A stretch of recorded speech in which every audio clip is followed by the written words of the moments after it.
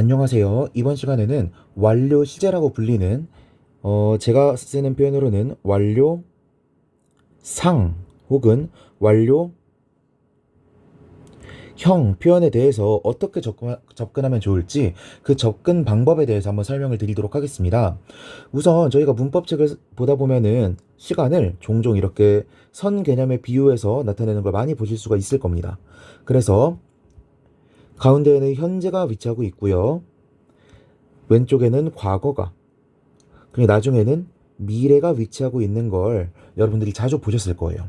저도 이 선을 기준으로 해서 완료 시제, 완료상, 완료형에 대해서 다시 한번 설명을 드리도록 하겠습니다. 자, 그러면 일단 완료라는 게 뭔가에 대해서 먼저 알아봐야겠죠? 이 개념을 알아보기 이전에 우리는 시제라는 것과 상이라는 걸 간단하게는 알고 있어야 돼요. 제가 이전 문법 강의에서 뭐라고 설명을 드렸었냐면 시제는 과거, 현재, 그리고 넓게 봐주면 여기 하나 더 추가해서 미래까지 포함하는 이 세 개의 시간만을 말하는 것이다 라고 말씀을 드렸습니다. 그런데 우리가 우리 세계에 있는 여러 가지 일들을 설명하다 보면 과거나 현재나 미래만으로는 충분히 설명이 되지 않는 경우가 많잖아요. 그래서 우리는 상이라고 하는 양념을 쳐줄 거라고 했습니다. 오케이. 그래서 상의 종류엔 뭐가 있느냐? 저는 총 4개로 구분할게요. 첫 번째, 우리 양념 없이 그냥 담백하게 먹고 싶을 수도 있잖아요. 그래서 단순상, 아무것도 없는 겁니다. 플레인하게. 됐죠? 이런 상이 있을 수 있고요. 두 번째, 완료상이 있을 수 있고요. 세 번째, 진행상이 있을 수 있습니다. 마지막으로 우리가 양념을 안 넣을 수도 있고 한 개만 넣을 수도 있지만 두 가지 양념을 섞어서 넣을 수도 있잖아요. 그렇죠? 그래서 두 가지 양념을 섞어 넣은 거 완료, 진행상, 이렇게 4가지가 있는 겁니다. 그러면 시제가 총 몇 개? 3개고요. 각각이랑 조합될 수 있는 양념, 상이 몇 개? 4개가 있다고요. 그럼 총 몇 개의 시간 표현이 나올 수 있어요? 12개의 시간 표현이 나올 수가 있죠. 이걸 우리가 전통 문법책에서는 영어의 12시제다라고 부르고 있는 거고요. 됐죠? 자, 그러면 제가 이걸 왜 설명드렸느냐? 완료상이라는 것과 진행상이라고 하는 것의 느낌을 좀 가져가시면 시제별로 어떤 상이 사용되느냐에 따라 어떤 의미를 갖게 되는지를 조금 더 직관적으로, 조금 더 느낌적으로 가져갈 수가 있기 때문이에요. 일단 오늘의 논점이 아닌 진행상에 대해서 간단하게만 다뤄보자면, 진행상은요, 특정 기간에 하고 있다라는 게 되게 중요한 표현이에요. 무슨 뜻인지 이 선에다가 한번 표현을 해보면요. 만약에 am, are, is 다음에 ing를 써서 현재 진행형을 썼다고 쳐봅시다. 그러면 현재 진행형이니까 시간 기준은 어디예요? 현재예요.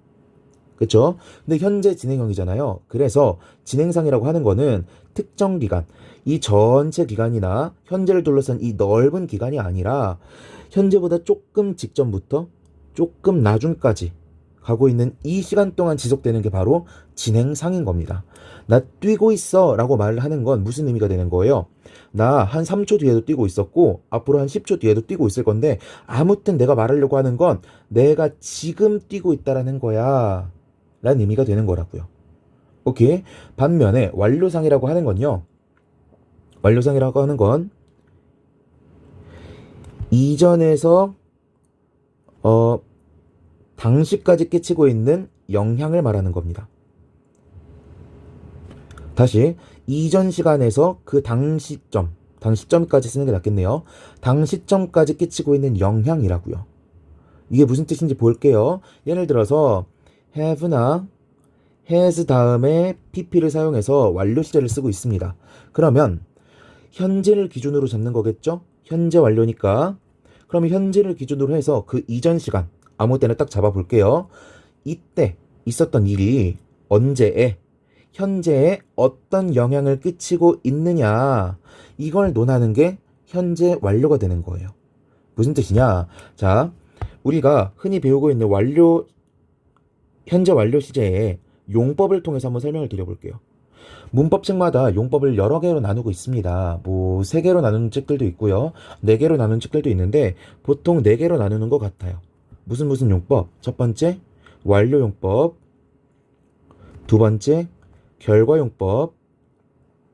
세 번째, 계속용법. 네 번째, 경험용법.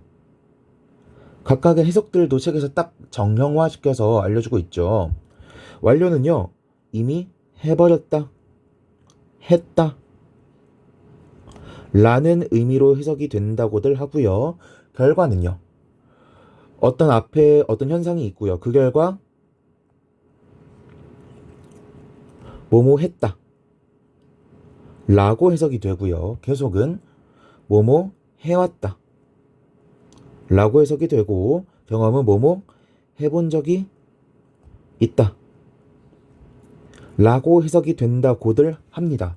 그렇다면 우리가 왜 이런 해석이 나오게 되는지 완료상의 의미를 통해서 한번 확인을 해보자고요. 외선들 한번 다 지워볼게요.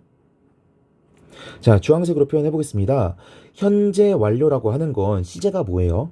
현재 완료는 제가 굳이 맨 앞에 시제 개념과 상해 개념을 나눠서 공부해야 된다고 말씀을 드렸죠. 그래 놓고서 시제의 종류가 몇 가지밖에 없다 그랬어요? 과거, 현재, 미래밖에 없다 그랬잖아요. 그럼 현재 완료라고 하는 부분은, 이런 시제는 시제를 어디에서 표현하고 있는 거예요? 진짜 시제는 현재 부분에서 다루고 있는 거죠. 딱 시제만 떼놓고 나면은 얘는 무슨 시제다? 현재 시제다.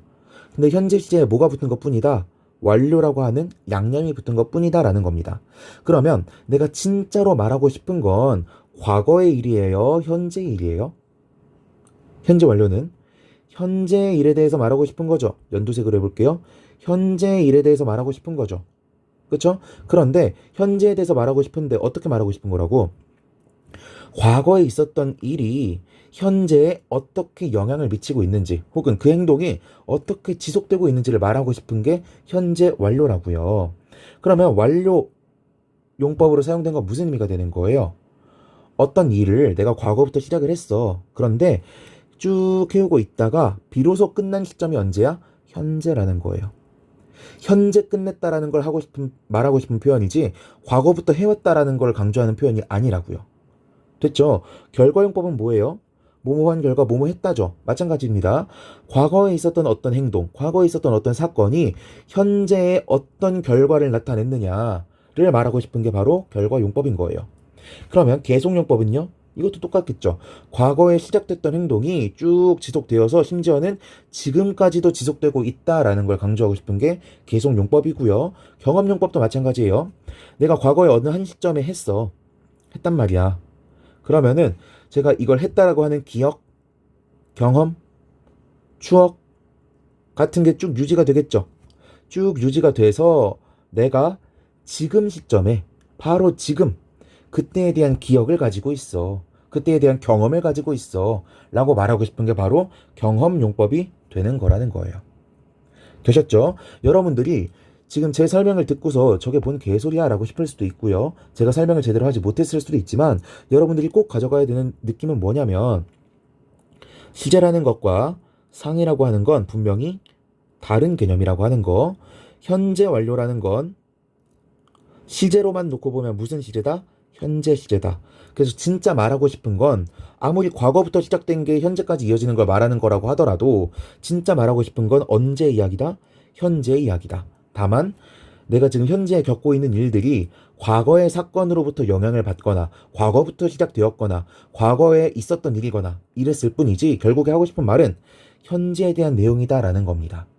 아시겠죠? 이 내용 꼭 참고하셔서 저보다 더 유능한 선생님들의 문법 강의를 들으실 때도 참고를 하셨으면 좋겠습니다. 이상 이번 강의 마치도록 하겠습니다.